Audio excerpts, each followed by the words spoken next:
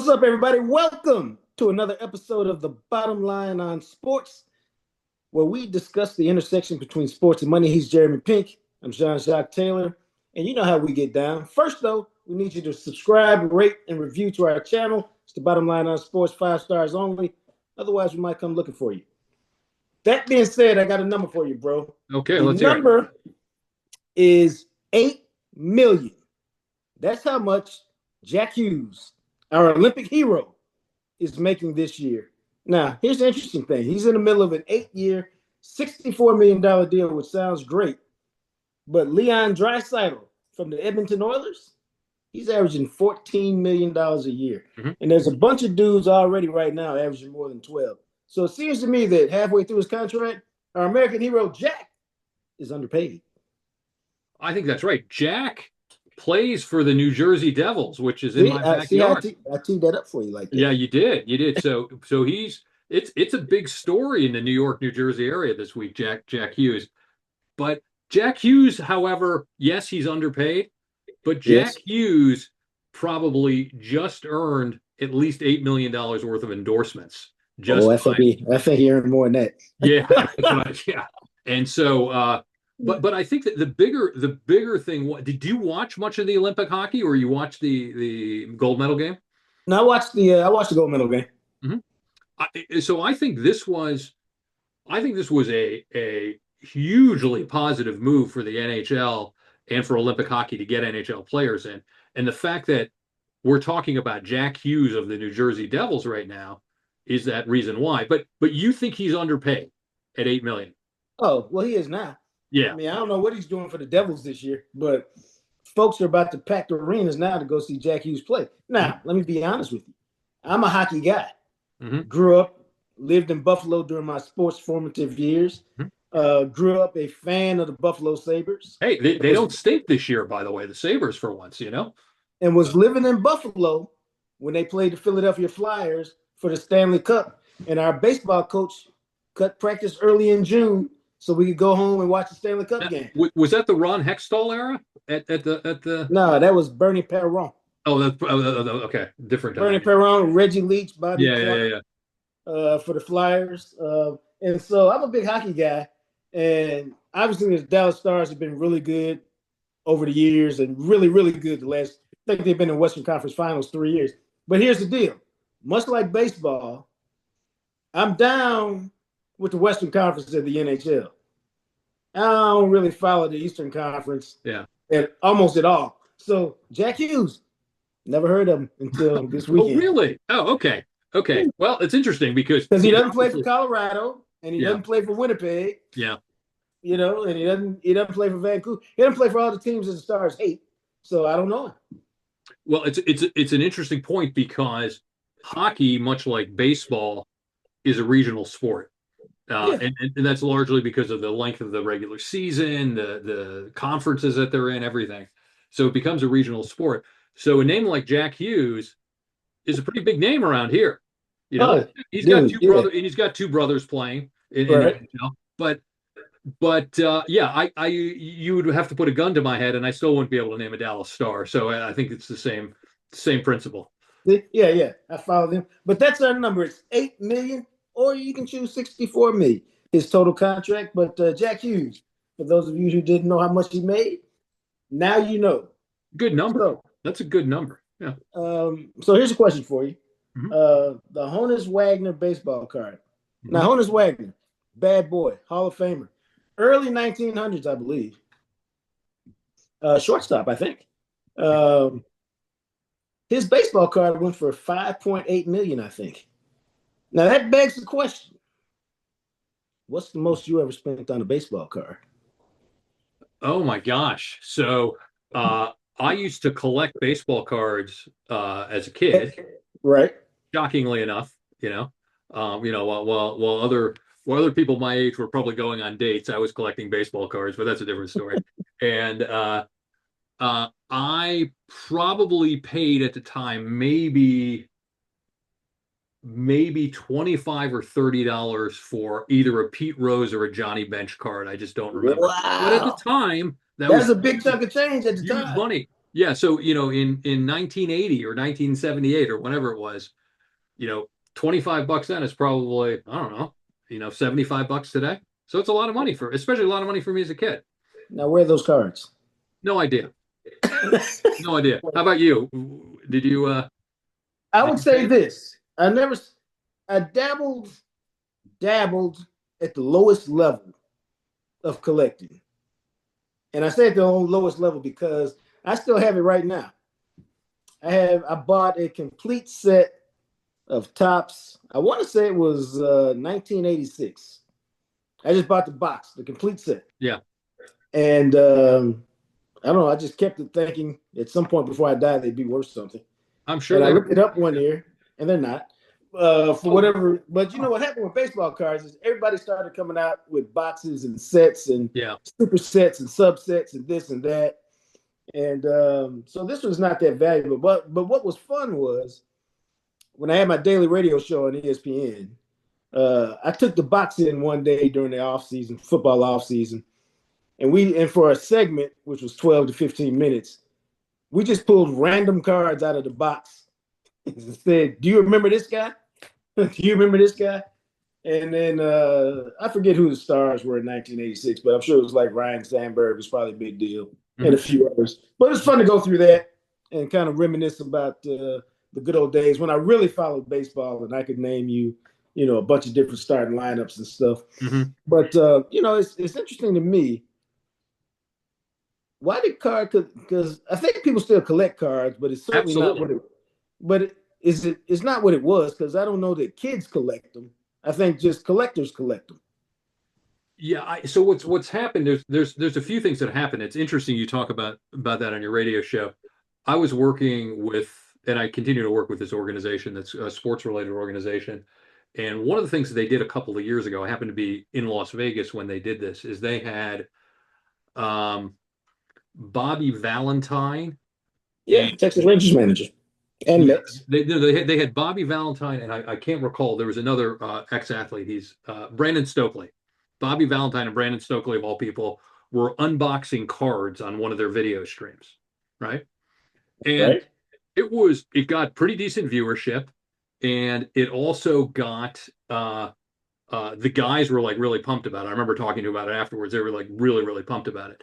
So there is an interest. The other thing too is that um, the the Fanatics, the owner of Fanatics, bought Tops, and he's been doing a lot online. There's a lot of influencers online who are unboxing cards online. So it's Really? kind of had a resurgence in the last year or two because you've got somebody from Fanatics who now owns Tops. There's influencer, he's working together with them. So there's been a resurgence in collecting cards. But interestingly, even though baseball cards, like you say, the Honus Wagner one is probably, I don't know, like 150 years, 130 years old or however old it is now. Right? It is the most, probably one of the original, most iconic ways to, track and get memorabilia has had a resurgence because of online media. No, I was I was a little surprised. I just looked up. That box of cards is now worth between $50 and $75. So Now it's so around that time, it was a little bit earlier. I remember when I was sort of semi into this. So Topps kind of ruled the world in terms of baseball cards up until, maybe Don Roost or somebody, yeah, maybe the late 70s, Thor, early 80s. And then Donruss and Fleer each came out in the Fleer. same year with boxes of cards to challenge Topps. And I remember I said, I'm going to be smart. And I remember I bought brand new boxes of the first edition Donruss and Fleer. And I have no idea where they are today, So, but I do remember that.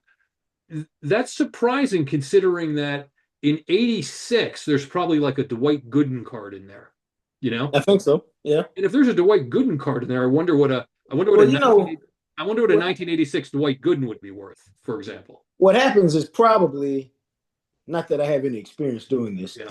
You have to treat it like a chop shop. Like as a set, Yeah, it's yeah. probably worth $50 to $75.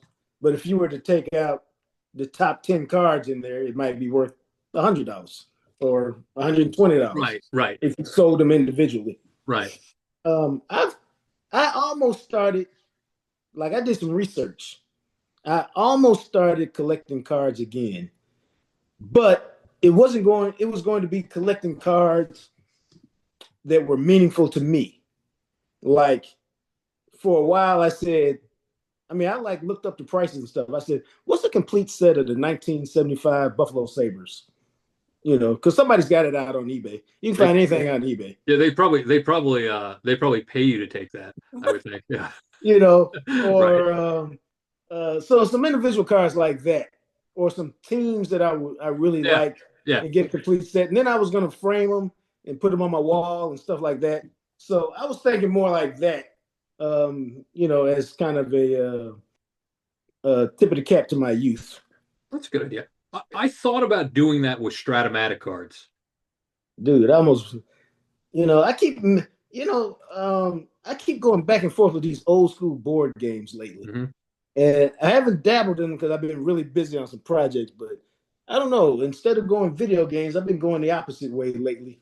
And I don't have any idea why. Yeah. No, Stratomatic, for those of you who don't know, is a like one of the early dice baseball games that I used to I, play. You used to play. My brother played. I mean, it was, okay, you know. let me tell y'all. This is the second time or the second incidence where Jeremy has introduced me to something that almost got me flunked out of college. Stratomatic almost did it. I was sitting at Right. home just rolling dice all day It's a in my great. made up leagues. Yeah, it was great. Yeah, Yeah, but I almost wanted to play Stratomatic, but you know, I don't know. Um, at a certain point, I just wanted to collect all of them just to have them at my house, right. even if I played them once a year or twice a year, Yeah, but I just think because I can. how much did a 75 Sabres go for? I'm curious. Well, we'll discuss it while we look up. Now, I'm curious since we've gone off to childhood games. Did you play electric football? I played electric football a little bit. We played electric just to show you the exciting college lives that we had. We played electric football in college. I used to go to when you lived with your dad, I would Right. sometimes go to your dad's place and play electric football every once in I, a I while. But remember you, that you because I, you played a lot with your friend. I think Jeff was his name, right? You played a lot with your friend Jeff. So, wow, you know, you have got a great memory. yeah. So, but Wow, I played a little bit, but you guys were like way more into it than I was. You know. dude. Well, I've got a friend of mine in Dallas, and we got to be friends because I was on the internet doing something, and I saw that I don't know how. Maybe I was looking up something electric football, and you know the electric football men. They look at and dude, his electric football men were like nothing you'd ever seen because he made them himself, and he had a whole business that sold to collectors and players and stuff. So they had the magnets and everything on the bottom, or Dude, whatever that yeah. stuff was on the bottom. Yeah. I mean, well, once the show's over, I'm gonna text you what his guys look like because I tell my friends, I go, if I had anything like this as an elementary school, I'd have never graduated from high school. You know, Right. because you know it's incredible the work that they Yeah. do, and there's about But that's the what people artists don't around the understand is world. what's remarkable about those two statements is you come from an incredibly academic family too. You know. Oh So yes, yes. Okay. The trick of it is I'm the only member of my immediate family without a PhD. right. So Yeah. Um, I was looking for this price list and I can't see it. yeah. It's not coming up the way I looked at it. Okay. But we'll Uh, find it. We'll find it. But yes. yeah, no, it's I know I'm friends with somebody here who's kind of a big time collector, and he's got like really good insight into the market, and he says the market has really picked up in the last few years for whatever reason. And I think it's a function of there's always a function of nostalgia. There's a resurgence because it's happening online. And then I also think it's like a lot of people, younger people and people in their, 20s and 30s probably didn't do that as a kid, and they kind of see it now, and it's kind of a new and kind of cool thing. I get that. I get that. So Honus Wagner goes for 5.8 million. I'm never going to spend that much on a baseball card. But you know, It's so the bottom line for me is if you find some cards, collect them, and maybe your great grandkids can make some money off of them. Yeah. Bottom line for me is I would have accepted nothing less than 6 million. So I think the guy got screwed. But that's just me. Big news out of Green Bay this week. Yep. Green Bay seems to be determined to keep opposing fans out of their stadium to the point where they are threatening season ticket holders. If you sell your tickets to the opposing fans, or even if you sell them to the secondary market where they can go to opposing fans, you may lose the rights to buy tickets. And they got like a 155-year waiting list where they pass it down from generation to Hmm. generation. Hmm. And so the threat of losing your tickets is like, you really don't want that to happen. Hmm. It seemed a bit extreme to me since I spent my hard earned money on the ticket, but I see where they're coming from because it's a special place. God, I think once you take ownership of a ticket, it's yours to do with it what you want. Yeah. Number one. Number two is, I looked up some prices on this because I knew we were talking about it. So, and you'll be surprised. I'm going to do some math, and the average face value of a ticket, at least from what I could tell, is about 180 bucks. Okay, so 180, 200 bucks for the average face value. Obviously, some are going to be more, some are going to be less. Um, and then the average price of a ticket in the secondary market goes for between 75 and 100% of the face value, based on looking up some secondary market. Okay. So let's say you got two tickets at 180 bucks each, and you're a season ticket holder. Let's say there's 9 home games in a year. Let's say you get a 75% markup on the ticket, right? Look at you putting 56, that NBA to use. that's 56. That's 50. I just put my cheapness to use. That is $5,670 you could earn on your tickets. Now, I'm not saying everybody's going to do that or they're going to get that price, but what if you're the random person who just got, tickets in the secondary market for 200 bucks, couldn't go, and had to resell them, and you're going to resell them for 350? There's no issue with that. So I think putting restrictions, to me, I just think that sort of violates every free market principle that I know, and I don't like it. I understand the rationale. That's number one. The other thing too is, aren't all of these season ticket holders essentially owners of the Green Bay Packers? Yeah. Okay, you're going to tell an owner what to do? I don't think you do that either. That's kind of my overall take on it. And I guarantee you, well, I guarantee you, if you really tried to do that, they take you to court, and they'd spend the money to see if they could keep their tickets. Although, what the Packers may do, because that's how teams are in this litigious world we live in, before you can acquire tickets, you have to sign something that says, "I won't do this or that," Hmm. and that's their way of controlling. Hmm. And then some judge is going to have to set precedents on it. But here's the interesting thing to me, because I remember telling my dad, like this was a conversation on the phone when LeBron James went to Cleveland as a rookie. Hmm. I remember telling him, you should go invest because it's 3 hours from Buffalo. I said, you should go invest Oh, in that's season true. Yeah, tickets. Buffalo's like surprisingly close to northeastern Ohio. Yeah, but anyway, Yeah. yeah, yeah. I said, you should go invest in season tickets to the Cavaliers because people will be sold out trying to see LeBron. And you can go to 1 or 2 games a year and just put the other ones up for sale. And then when the playoffs come, you can make however much money you can make. But you got to do it before he becomes LeBron that we think he's going to become. Hmm. Um, and you had the money, Dad, to do that. I don't have the money, so I'll just manage the situation for you. But that's what you should do. Now, of course, we never did it, and then at some point, the Cavaliers were sold out, and it was so hot you couldn't get in on it. Right, right. But I'm always for that. If you have the Yeah, the capital to be able to do yeah, it. yeah. And I think it's, and I think it's, and I think about it. Well, I'll tell you a quick story. When I was at Ohio State, a friend of mine said he didn't want to. As at the time, as a student, you could buy like a student tickets to Ohio State game, and they were very, very Right. inexpensive. You had to have a kind of anyway. You could buy the tickets. There's a little bit more you had to do. So a friend of mine didn't want to go to the games, and I said, just buy the ticket, okay?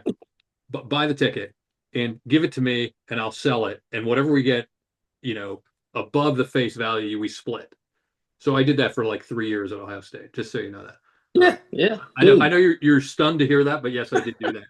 Um, but the other thing I look at is I kind of think differently about Taylor Swift tickets. Okay. Because, and Right, I'll tell you, I think a little bit differently about it. And I can't decide if I'm going to like, you know, ruin my initial argument on this, but Taylor Swift tickets should go to all the Taylor Swift fans, all the teenagers, everybody out there to get tickets. What right, happens with a lot of the, and there's like there's legal stuff around, you know, the issuing of tickets for these concerts. What for the concerts like this, what happens on these concerts is that they're sold out instantaneously, and they're often sold out by groups that have no intention of going to the game, but right. instead put it on a secondary market to try to make money. I don't think that's right. I do think that the vast majority of Green Bay Packers season tickets holders actually plan on going to the games. I think there's a Right. teeny tiny fraction that wants to resell them for a profit. So I don't see that as a big deal. I really don't. But I think differently about things like Taylor Swift, where I think the any organization or any person should be at like maximum allowed to buy 4 tickets to a specific concert, because that sort of fundamentally in Taylor Swift and other, you know, Well, you're popular artists, yeah, I feel the same way, I think. well. The only reason you're buying that ticket is specifically to sell it Right, at 3 or 4 times the face value. I right. mean, that's the only reason you bought the ticket because Yeah. the only people there are Taylor Swift fans or whatever concert it is. Yeah, yeah, and they know they'll pay a premium price for it. So I think it's so on the Taylor Swift side, I like the idea that you either give it some sort of digital watermark so you can't resell the ticket or it's non-transferable, or you Right. limit the number of tickets that you can buy. Um, but in the case of the Green Bay Packers, however many multi-year waiting lists they have, people actually want to go to those games. And Yeah. I think it's such a tiny, tiny problem. I think this does more damage ultimately to the reputation of the Packers than the actual damage that it might do by You having know what? a couple hundred You're people just selling being tickets. you're basically being petty and Mhm. get over Yeah. it. Yeah, that's kind of what I think. The bottom line for me, the Packers are being petty, so get over it. Yeah. Bottom line for me, if you got tickets to the Packers game, go. And if you can't go, you should have the ability to sell them on the secondary market. It's not a big deal.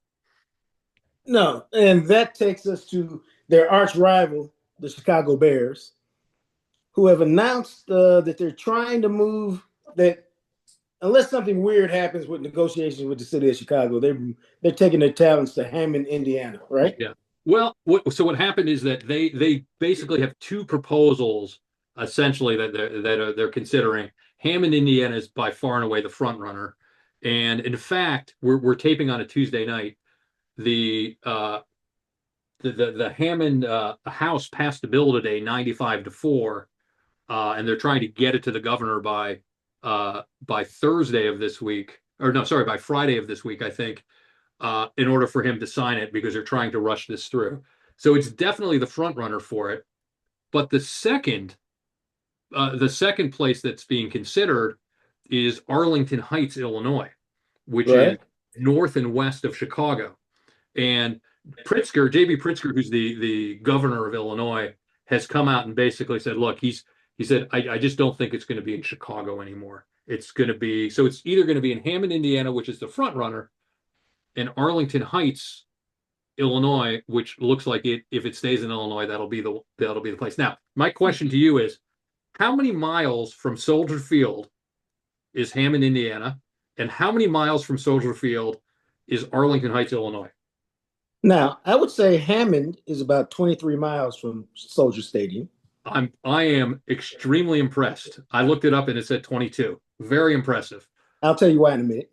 And Okay. then Arlington Heights, is that what it called? I think that's a bit more of it's a sort of what's the money if I'm correct. Arlington Heights, I don't know much about the demographics, but Arlington Heights is not one of the straight north suburbs. It's kind of northwest. of So I don't know, what is it, 30 miles from Chicago downtown? it's exactly 30 miles from Soldier Field. Yeah. Look at that. Now that was a pure guess. Right. Hammond, Wait, I know. well, very few people know that Jacques placed out of most geography classes at Ohio State. Yeah. No, now this being said, United States geography, I'm very good Yeah, because because of your job. Yeah. no, because I had a mother Oh. who gave me a map, a puzzle with the states when I was about 3 years old, and and then she made me play the Capitals game, and I was a savant when it came to that. Oh, No, I okay. know Hammond because as president of the JJT Media Group, my biggest client is from Hammond, Indiana. Oh. And so we were up in Chicago on a meeting for about over 4th of July weekend. And he said, "Oh, while we're here, I want to take you through my hometown and show it to you." So when all this stuff is happening in Hammond, I'm sending them text messages going, "Your little city's about to become big time." Like Hammond hadn't really been anything since the U.S. steel mills shut down. Mm-hmm. Like it had 33,000. See, this is how you know it's one of my biggest clients. At one point, the U.S. steel mill had 33,000 employees, and now it's got like 2,000. And so the city's kind of withered away and died, and Mm-hmm. this will bring it back because the Mm-hmm. thing about this is it ain't just about a stadium coming to Hammond or coming to Arlington Heights. It's all the infrastructure you build around it, all the restaurants, all the condos, all this other stuff, because all these businesses are coming. And I know for a fact that's how it happens because in Dallas, the Cowboys played in Irving, which is 15 minutes west of downtown Dallas. Their training facility was in a place called Valley Ranch, which was a segment of Irving. When the Cowboys played in Irving, Valley Ranch was booming for 25 years. Mm-hmm. And then they moved to Frisco, which is probably because and the stadium is Arlington. Frisco is about 30 minutes from Arlington, 30 miles from Arlington. And now, guess what happened I think the Cowboys left in like 2010. In the 15 years that they've been in Frisco, Valley Ranch has withered up and is a shell of what it used to be. And now what's booming? Frisco is Mm-hmm. exploding and booming Mm-hmm. because everybody wants to be close to that team. I mean, everybody. Businesses want to be close because, hey, players live around here. They'll spend money. Single women move there because, oh, maybe I run into a player at the grocery store. Guys move there because, hey, maybe I run into a woman that the players haven't gotten, and I can get her. I mean, those places just boom, man. Right. It's even happening in Arlington where the Rangers built their new stadium and they built infrastructure around it, Yeah. and it's booming. So, but this is what I thought would be interesting. And this is what happens when it's your own podcast. You just do stuff off the fly because Yeah. Let's hear. it's up. So I heard a lot of consternation about, oh, it belongs in Chicago. Nah. Let's look and see how many NFL teams play in the city that is theirs. Let me just say, Is it 15-minute more or less drive, than 10? 20-minute drive for me so I live just literally outside of, I can swim across the Hudson River and I'll be in Manhattan, right? I'm just outside of New York City. And the New York Giants and the New York Jets play in New Jersey, about 15-minute drive from where I live. Right. So doesn't matter. So New England, they do not play in Boston. Foxborough, right? Right. Buffalo plays in Orchard Park. Yeah. The Miami Dolphins play in they play in Miami Gardens. Maybe we'll give them to Miami. They don't play near down. Anyway, go ahead. Yeah. No, but it ain't near, Yeah. it ain't near downtown. The Jets do not play in New York. Pittsburgh plays in Pittsburgh. Baltimore plays in Baltimore. Mm-hmm. Cincinnati plays in. How about that? The NFC North, the AFC North is all where they're supposed to be. I think Cincinnati isn't the stadium is actually in. Is it actually in Kentucky or is it in Cincinnati? No, it's in Cincinnati. It is in Cincinnati, but it's right across the river. Yeah, it used to be. Okay. Jacksonville plays in Jacksonville. Houston plays in Houston. Well, maybe it's more than I thought. Yeah. Indy plays in Indy. And so, what do you think about that?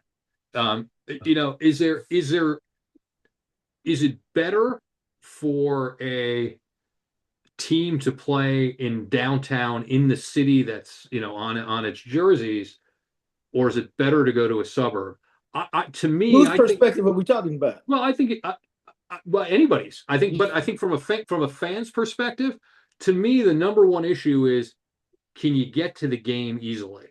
Can you, and that could be, you go, for example, you go to Dodger Stadium in Los Angeles, which we go to a lot, Right, and that is, even though it's very close to, LA proper, it's practically I think it's in Chavez Ravine, which is, but just very close to, right, what a pain to get to, what a pain to park. You can't really take any public transportation to it.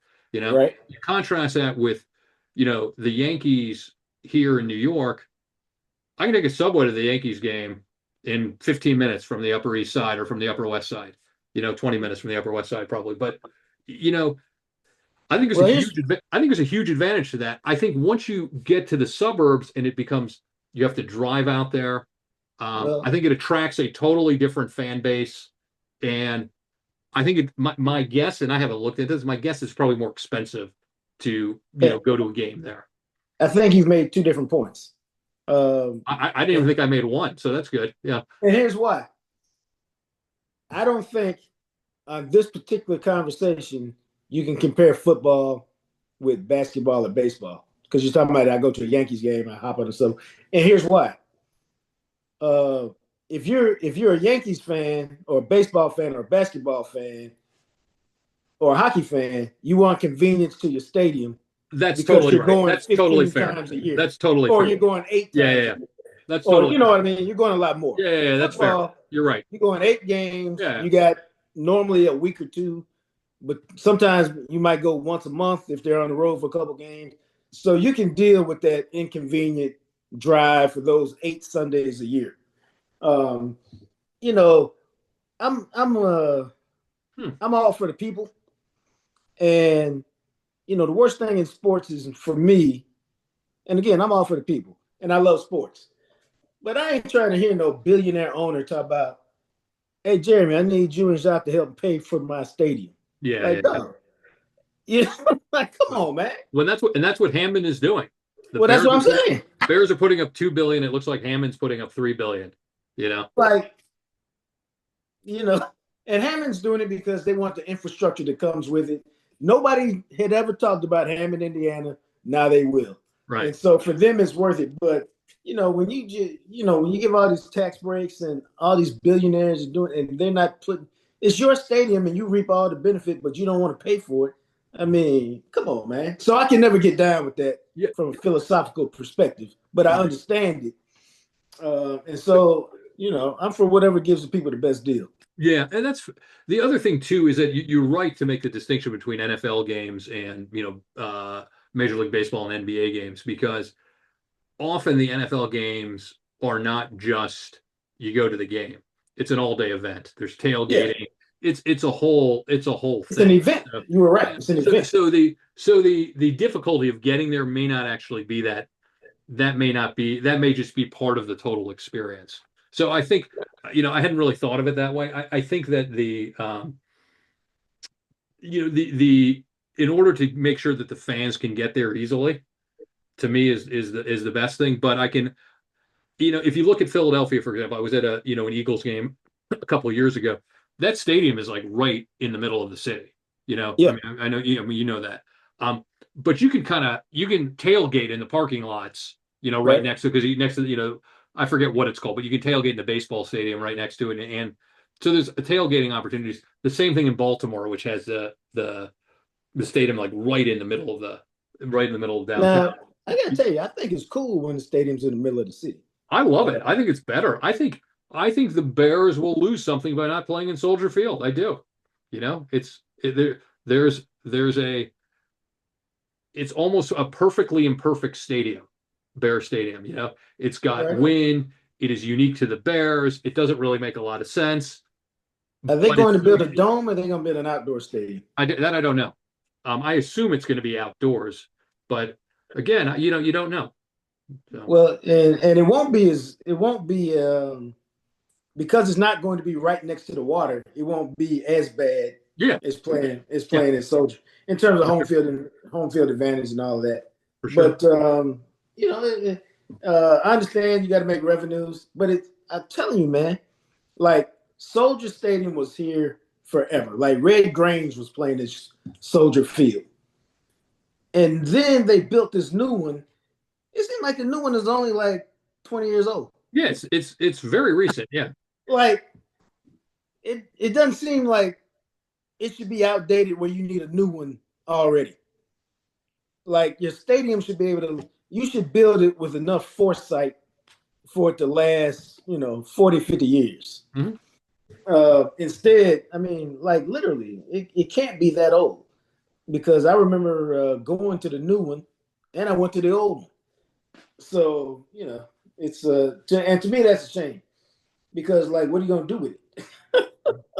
Yeah, well, it's interesting you say 40 or 50 years old because I'll tell you an extremely boring story, but I'll tell it anyway. When I was a kid, one of the places we traveled to when I was little was New Orleans, and we traveled there like a year after the Superdome was built. So it was like really exciting to see Superdome. Right. Last year, toward the end of last year, I was doing some work and working with a group, uh, and they had an event uh, in the Super Bowl itself. So we had the whole Super Bowl to ourselves. So I hadn't been to Right. the Super Bowl. I went as a kid and I went last year. And to your point, it's in a great location. It looks fantastic. The facilities are all up to date. That thing's probably, 45, 50 years old already now. Hmm. So, Wow.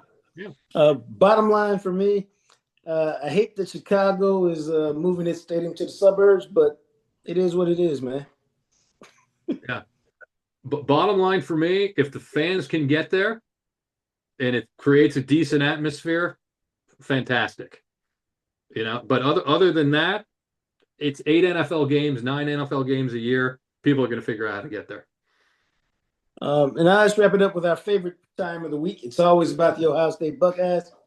And perhaps this was the worst kept secret. I mean, I kind of assumed Matt Patricia was coming back to be the defensive coordinator, I but can't even get apparently he signed his deal this year.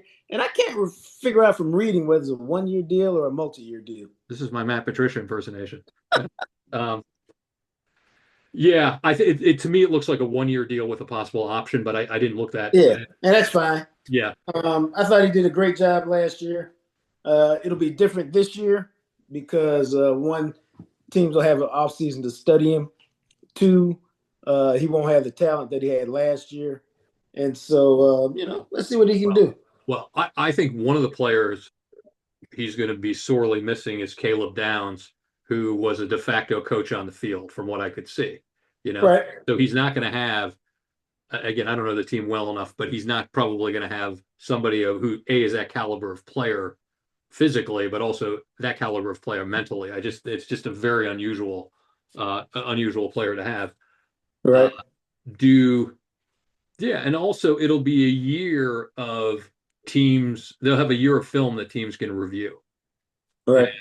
And and as we said as Ohio State fans, Matt Patricia's defense was great except for the 2 drives of the year that they needed him to make a stop, and they Yeah. yeah. So Dude, it's kind of I forget what they went, 12-2 or whatever, but when you see mock drafts and I saw one today that had 4 of the top 7 players, I know, and I'm just like, you hate to say you're underachieved. yeah, we're gonna sound like the worst Ohio State, the typical Ohio State fan that everybody hates. But by the way, I represent the 2 fans that people hate. 2 of probably the 3 programs in college that people hate the most: Ohio Yeah, State football and Duke basketball. yeah. You know, So I'm still a little conflicted about that. Uh, I do believe there's something to the 25-day layoff because Indiana is the only team in 2 years that didn't lose after the bye. mm-hmm. So I think you have enough evidence to say that, it's really more of an advantage to play than it is to get the Mm-hmm. bye, which is weird. Mm-hmm. But it makes sense to me. So, like, I don't even think you want to buy it now. So we'll see. But Matt Patricia back, he did a good job last year. I would expect him to be a good job this year. And whatever happens, the Bucks will be back in the hunt again. Yeah, yeah. I mean, I don't think they're going to have an unbeaten. I don't think they're going to be, what were they? What were they? 12-1, entering the playoff. I don't think they'll be that, but I think they'll probably have a 2 to 3 loss season next year. But they'll be one of the only teams with 2 to 3 losses that might make the playoff next year if they do that. And I think their defense will be as they got a lot of imports from Alabama again, so they're Correct. getting some supplement to their defense. Uh, I think their offense is going to be better. I don't know that, but I think their offense is going to be better. But their offense has to be. You're going to have Jeremiah Smith. You're going to have the freshman receiver coming in. You got Bo Jackson coming back. After playing a full year. Got Julian Sand. You would hope their offense is going to be as good or much more explosive or much more creative than it was this I year. don't know, man. I ain't got no But I'm faith in very Arthur Smith. dubious. Yeah, I'm very dubious. I'm not an Arthur Smith guy. Now I feel he can prove me wrong, just like Matt Patricia proved me wrong. But we'll see how it goes. Yeah, I'm dubious. No, hey, maybe yeah. No, we'll save that for next week. We'll talk about the basketball team. And can you name 2 starters? And gosh, no. But No, see, we do you know the got women's hockey team is good. That we yeah. know now. Yeah.